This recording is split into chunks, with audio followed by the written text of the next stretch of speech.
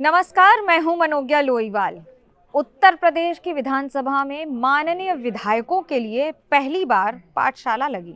जी हाँ, एआई की पाठशाला लगी, यानी आर्टिफिशियल इंटेलिजेंस के लिए ट्रेनिंग सेशन का आयोजन किया गया।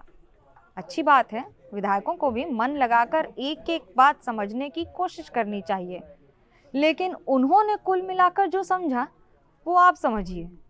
विधायक जी को क्या ही चाहिए? वोट चाहिए, जीत चाहिए, चुनाव की राजनीति चाहिए। तो एआई से भी उन्होंने वही सवाल कर दिए।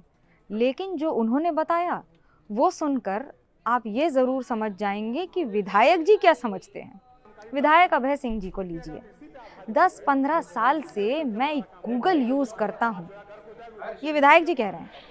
अब एआई में चैट जीपीटी आ गया है, तो मान्यवर एक तरीके से ये ठग है।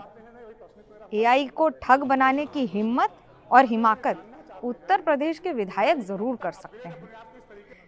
ये इनसे लेता है तो हमको देता है और हमसे लेता है तो इनको देता है। गजब की शब्दावली है विधायक जी की। अंबेडकर नगर जिले के गोसाईगंज विधानसभा से समाजवादी पार्टी की टिकट पर विधायक बने थे। अब पार्टी से बगावत कर बीजेपी के साथ हैं। समाजवादी पार्टी ने इन्हें पार्टी से बाहर कर दिया, लिहाजा अपने राजयोग को लेकर बहुत ज़्यादा परेशान चल रहे हैं। एक दिन उन्होंने चैट जीपीटी से ही सवाल पूछ लिया। ये हम नहीं कह रहे, ये खुद विधायक अभय सिंह जी अपनी आप बीती बता रहे हैं। वो कहते हैं कि अभी एक दिन कुंडली डाला तो उसमें सही बोल रहा हूँ मान्यवर, गलत नहीं बोल रहा। मैंने कुंडली एआई चैट जीपीटी में डाली। मैंने पूछा हमारा राजयोग कब तक चलेगा, तो एआई कहता है कि इस समय तक चलेगा। अभय सिंह की बातों पर सदन में ठहाके गूंजे। स्पीकर महोदय ने यह भी कह दिया कि चैट जीपीटी ने जो बताया वो पूरी बात आप अपने तक रखिए, यहाँ मत बताइए। फिर क्या था, अभय सिंह कहाँ रुकने वाले, ठहरे कद्दावर नेता। उन्होंने बताया कि राजयोग के बारे में चैट जीपीटी ने जो भी जानकारी दी थी वो सही नहीं है। चलिए विधायक जी ये तो मान गए। अभय सिंह ठहरे कद्दावर विधायक, कहाँ हार मानने वाले। फिर पूछ बैठे, हमने कहा कि हमारा राजयोग तो हमारे पंडित जी ने इस वक्त तक बताया था।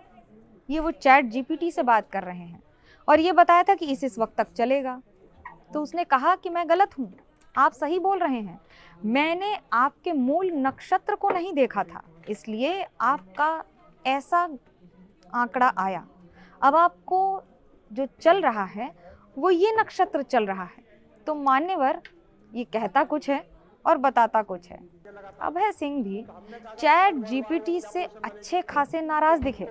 उन्होंने विधानसभा में एक और वाकया बता दिया। नेताजी थमने वाले दिख नहीं रहे थे। उन्होंने फिर कह दिया, अभी मान्यवर एक दिन में रात को खाली बैठा हुआ था तो चैट जीपीटी से चैट करने लगा लगातार।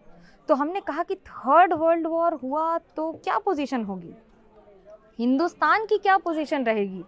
तो हमको उसने अमेरिका के साथ बैठा दिया। फिर हमने कहा कि अमेरिका के साथ कैसे हो सकता है। पाकिस्तान का फेवर उन्होंने किया, पाकिस्तान को परमाणु संसाधन उपलब्ध करवाया, पाकिस्तान के परमाणु बम उन्होंने बनवाए। तो कहाँ आप रशिया के साथ जा सकते हैं। तो ये एआई मान्यवर पूरी तरह से ठग है। गजब की एनालिसिस है। अब अभय सिंह सदन में बोल रहे थे, तब स्पीकर महोदय लगातार उन्हें ये नसीहत भी दे रहे थे कि देखिए ये सेशन एआई को सीखने के लिए बुलाया गया है, ताकि ये समझा जा सके कि एआई से क्या पूछना है क्या नहीं। ये इसलिए बुलाया गया है कि आपको ये पता लगे कि एआई आपके लिए मददगार कैसे साबित होगा। विधायकों को भी शायद यही उम्मीद है कि एआई उन्हें बताए कि किस सड़क को बना देने से उन्हें थोड़े ज़्यादा वोट मिल जाएंगे। अभय सिंह कुछ ज़्यादा ही दुखी दिखे। बोले, मान्यवर हम ये जानना चाहते हैं कि एआई कब तक अपने आप को अपग्रेड इस तरह से कर लेगा कि अगर हम कुछ पूछें तो वो बता दे कि हाँ मान्यवर आपके क्षेत्र में आप ये व्यवस्था कर लीजिए या ये हटा दीजिए, आपका ये काम कर लीजिए, वो हटा दीजिए, उस रोड की जगह ये वाली रोड बनवा दीजिए तो आपको ज़्यादा वोट मिल जाएगा।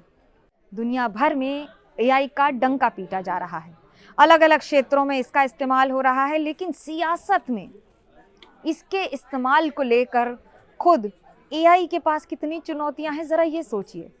उन चुनौतियों को पार पाने के लिए एआई को ये बताना होगा कि नेताजी को ज़्यादा वोट कैसे मिलेंगे और वो उनका राजयोग कब तक जारी रहेगा।